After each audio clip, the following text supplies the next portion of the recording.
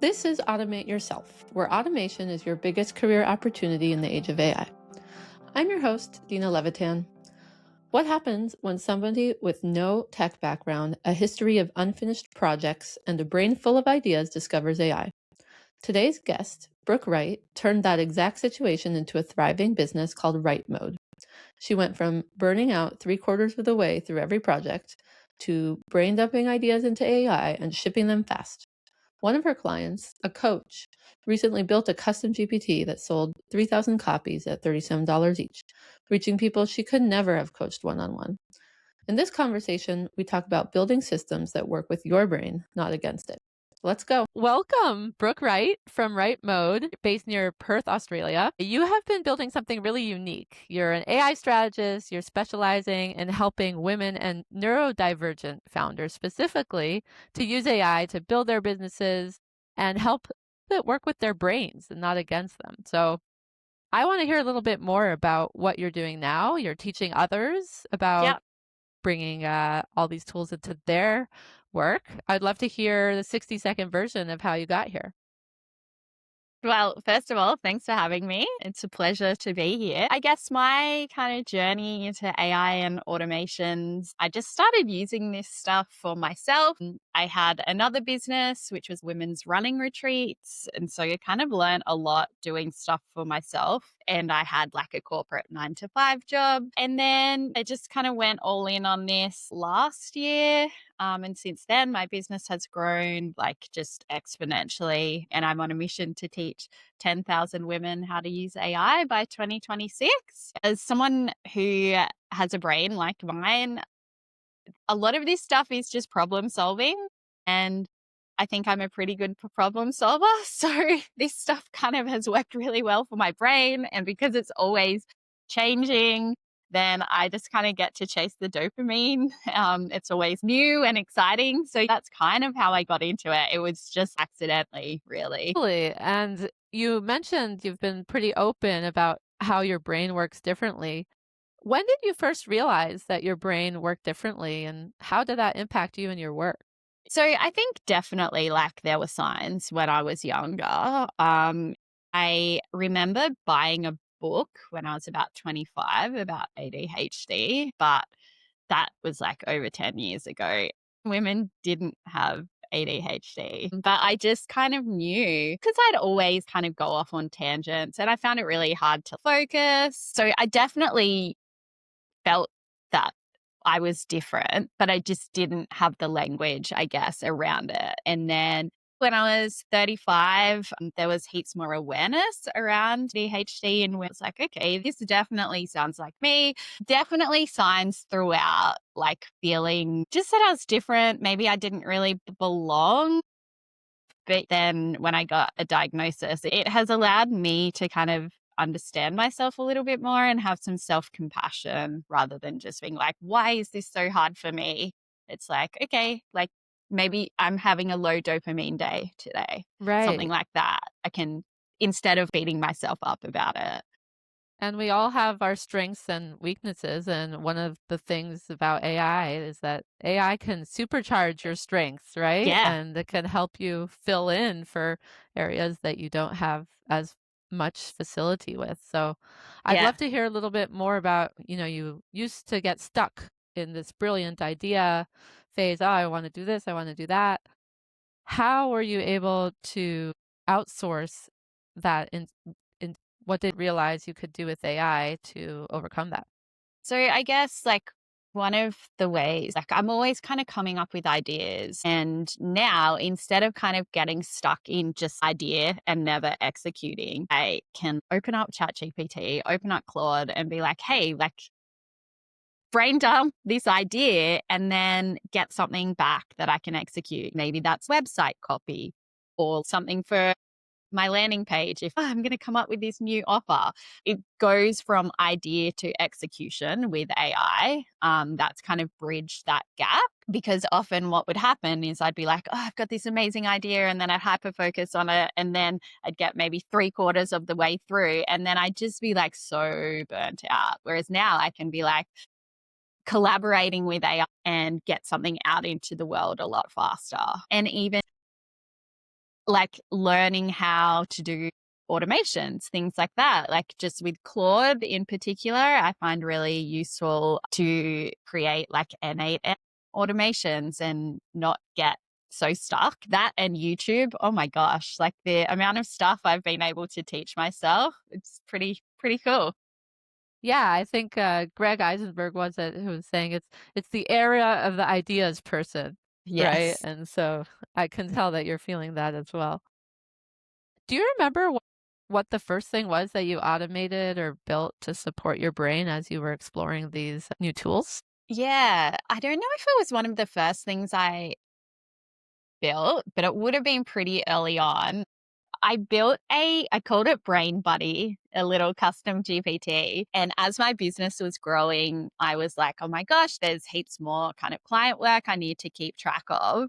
So I built this custom GPT that I just brain dump everything I need to get done into it. And it will take that big, long to do list and then just spit out one task at a time. And I find that so helpful because instead of getting into like that classic ADHD paralysis where you're like, oh my gosh, I've got all these things to do. I do not know where to start. It just like removes that and then just like feeds me one thing. And the way that I've set it up is that it will give me a few quick wins to start with. And then that obviously you get some dopamine from that. And then I can get into flow really easily. So that was really cool. Also, like automating time tracking and invoicing, because again, as my business was growing, I was like, if I want to scale this and actually succeed, I know what I'm like. As soon as I get behind, I'm just like, oh, well, this is this is too hard. So I was like, I need to set up systems that support me so that that doesn't happen. Yeah, so that's another one that's been really helpful. Yeah, how did it feel to discover that you could build these systems that worked with you instead of against you? It's so good. You would know this too. When you get an automation working, sometimes you literally do a little happy dance. Like, yes. I had one the other day that I set up. So every time I post to TikTok now, it transcribes that video and then gives me like 3 fresh angles and they just sit in my Notion dashboard. So that could be like a carousel off the transcript. And I was like, this is amazing. It's just automatically repurposing my own words now. And I was like, yes, this is so good. I never have to think about content again. Amazing. Yeah. So building up that machine so that you Yeah. can Yeah. have the marketing part of your business run with less of your Yeah. And I one-on-one time. like that because it takes my voice. Like it's one of my like talking head reels. So that's a way that I've managed to kind of maintain my voice and authenticity. While still reusing your content. Yeah. Yeah. So there's a pretty big difference between automating what you're doing for your business and then teaching others to do that and helping others get that skill set. So what made you decide to move from being this behind the scenes builder to becoming the person who's teaching entrepreneurs to build their own AI systems and gaining these new skills? And I think I just realized how much it was helping me. And at the core of a lot of what I've done, like the women's running retreats. So I've always been called to one, try and help women believe in their own abilities, like whether that was learning how to run or now it's like using AI and automations and building a community around that as well. So I'm not surprised that this is kind of where I've pivoted to. And so I was like, well, this stuff is so helpful for me. I'm just going to try and teach others about this because if I'm finding this helpful and I don't have a tech background, then I'm sure heaps of other people, small businesses, can use this as well. And I'm like, they can learn how to do it. They just need someone to guide them. That's right. And you've been able to do that for loads of founders. It's amazing. Yeah. Yeah. Yeah. So it's been really fun to kind of step into that. As you can probably tell, I do love a good chat. It's just it's really fun to just be able to talk about something that I'm super passionate about and watching it click for people is so rewarding. when they're like, oh my gosh, yes, I just built my first custom GPT, or I just set up my first automation. It's really cool to see. Yeah, I would love to hear a little bit more about what it looks like when you're helping your clients turn their existing work into new systems or into assistants. What does that process look like? Do you have an example you could share? Yeah, so I have two free workshops that anyone can attend. So one is like an intro to AI and automations. So that's for people who are just like, I know I should be using this stuff, but I have no idea where to start. So I do that. And then an AI first workshop, which kind of builds on that stuff. And then I run a 4-hour paid workshop where I teach people all about like custom GPTs, how to build them. And so we start with something pretty common for most founders. Like it might be a social media GPT and also a meal planner GPT. And then I'm like, okay, what's something else in your business that you would like to use AI for? And then we'll build something that's specific to their business. So that's a group workshop, but then I also do one-to-one as well. And so that could be maybe taking someone's frameworks and putting that into a GPT, or setting up some specific automations for them. Yeah, and one of the reasons that I started this podcast is because I like to think about automation as a exciting opportunity, and automating yourself out of a job, that Yes. allows you to do more, right? So, Yeah. can you share an example of, someone who you've helped to automate out part of their jobs, and maybe they were drowning in busy work before, but now they're not doing that as much? Yeah. So I guess a really cool example for a coach, I built a custom GPT. She is into human design. And so Mm. I built the API and the custom GPT. So people just put in their birth details and then it goes out, calls the API and brings in their human design and astrology. And then she built this amazing framework, which is based off her like business coaching. So once it's got the human design data, it then pulls in like her frameworks, her questions, and runs through all of that. And so instead of her working one with heaps of clients, she does do some of that still, but it's obviously at a smaller scale. And with this GPT, that's kind of replaced her, and it's like $37. It's amazing in terms of accessibility to her without her having to show up to, I think she's sold like 3,000 units of this bot now. So can you imagine like her trying to coach like 3,000 people? That's really cool. And that's allowed her to scale her business. I'm working with a client next week where we're going to set up an automation in NA that's like a lead qualifier. They get heaps of inquiries for marketing, and she only wants to offer discovery calls to people who have been pre-qualified. So that's another like really kind of simple and effective automation. Right. That makes sense. Is there something that someone has automated that surprised you or they never thought was possible? Gosh, I think one of the coolest ones that I have set up for myself is all of my custom GPTs. So, like my email marketer, my social media marketer, I've set up automations. So, once I'm happy with the content in ChatGPT, I'm like, okay, send on. And it just sends out to my Notion dashboard. And then my assistant can like pick that up and like put it in my email marketing software. That's pretty cool because it takes that copy paste step out. That was something that I saw someone doing it for like a to-do list. And I was like, hang on, I could do this for my content. So that was pretty cool. I'm trying to think of others. I feel like you just get so close to it that you forget that something you've automated, someone else, that might blow someone else's mind. You know, you're just like, It's oh, true. yeah, There's a lot yeah, of times when people are learning this for the first time or seeing it for the first time, you can kind of see the wow moment happening in yeah, front of your eyes. It's super yeah. gratifying. Yeah. I guess another cool one that I've set up and shared templates for is taking your meeting transcripts and running that through and automatically writes a proposal, like using a chat GPT node in N8N.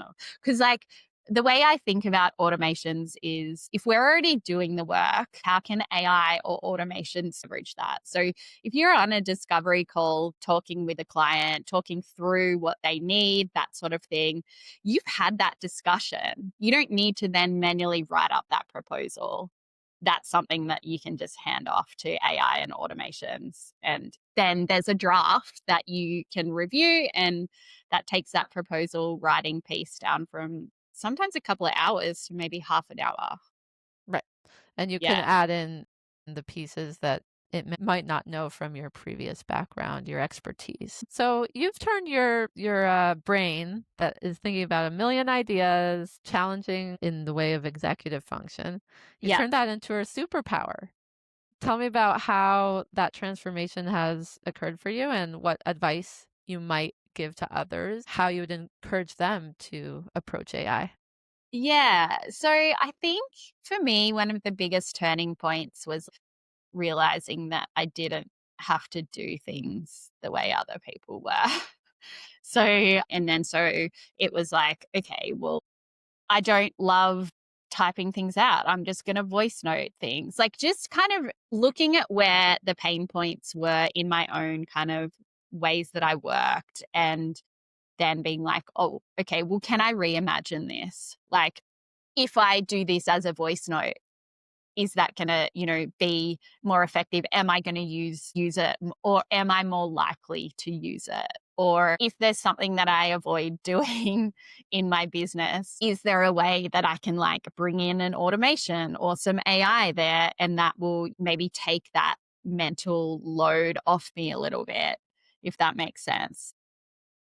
Yeah, so finding ways to reduce the mental load. Is there things in your business or, even your job that are just like really draining? And can AI or an automation kind of pick up even a piece of that for you, and then you step in somewhere else? So, yeah, that's been really helpful to kind of create some automations when I'm finding that that's a pain point in my business. Totally. So this journey has taken you all kinds of directions. How has building Right Mode changed how you think about your own career, about your own identity? I love that question. So, my background previous to this was working in universities and local government, doing like project administration and project support. And that I just felt really underutilized in those roles. There was no career path for me. I had a degree in arts, and I was like, what do I do from here? And now that I have created Wright Mode, I have a business that I'm really proud of, and it's growing and scaling.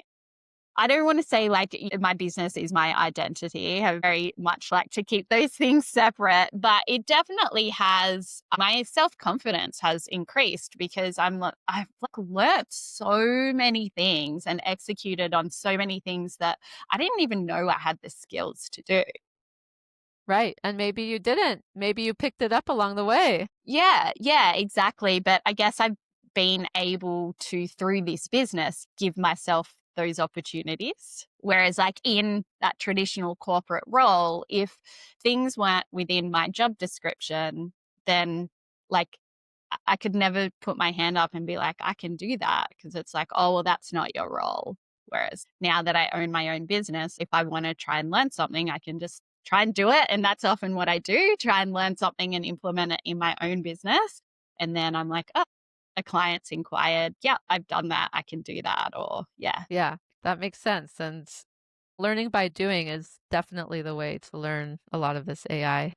oh, 100%. And that's what I say to people, particularly in those initial introduction workshops. Honestly, just open up chat or Claude, whatever you've kind of decided that you want to learn, and just play. Just have a Get your hands conversation with dirty. it. Yeah, yeah, Nice.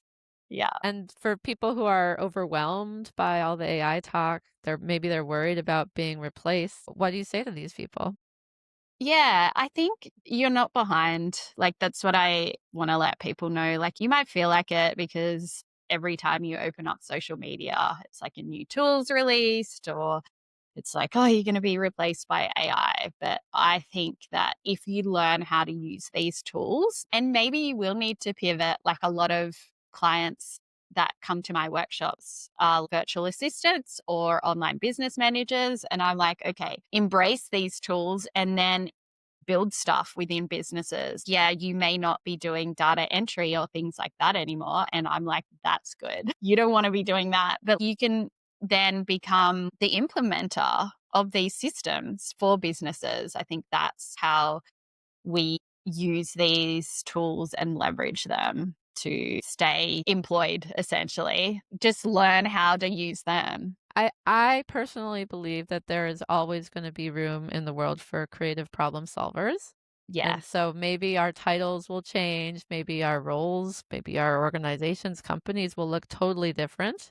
Yeah. But if we're solving problems and adding value to people, we're good. Yeah. Just focus on the number one goal. Yeah. I couldn't agree more. And being open to maybe thinking differently. Maybe work does look a little bit different, or maybe you need to bring an automation or AI into a certain section of a workflow. That strategic thinking, the problem solving, that stuff is not going to be replaced anytime soon. Yeah, I totally agree. Tell us, what are you working on right now that people should know about or something that you're excited about building next? Oh, yeah. So I have another AI Dream Team workshop coming up in October. So that's my 4-hour workshop where we build like custom GPTs and automations. And I'm launching a membership for alumni who go through that, because I'm finding that a lot of people are like, okay, what next? So that feels really exciting. I'm just always experimenting. So I need to start documenting this stuff and sharing it with others. So that's cool. And I'm saying this out loud, so I commit to it. But yeah, I'm going to launch a podcast as well. So yeah, Ooh, and I'll have you okay. on. Yeah. Awesome. How can people find you in Wright Mode? Yeah. So I'm on Instagram at Wright with a W underscore mode, and TikTok and LinkedIn. I'm Brooke Wright. That's probably where I hang out the most. And then you can check out my website, which is wrightmode.com. I'm always happy to chat in the DMs. Yeah. So that's where you can find me. Awesome. What I love about Brooke's approach is that she's not just automating her own work. She's building a community of women who are learning to use these tools together. She didn't wait for someone to give her a career path. She built one herself, teaching herself every tool along the way. Now she's turning that into a movement, helping over 10,000 women learn to use AI by 2026. Now she's turning that into a movement, helping over 10,000 women learn to use AI and showing founders that different thinking is a real advantage. You can find Brooke at wrightmode.com, on Instagram at wrightmode, or connect with her on LinkedIn and TikTok. If you like this episode, subscribe on YouTube or follow on your favorite podcast app. If you liked this episode, subscribe on YouTube or follow on your favorite podcast app so more people can discover Automate Yourself. I'm Dina Levitan, and thank you for listening to Automate Yourself.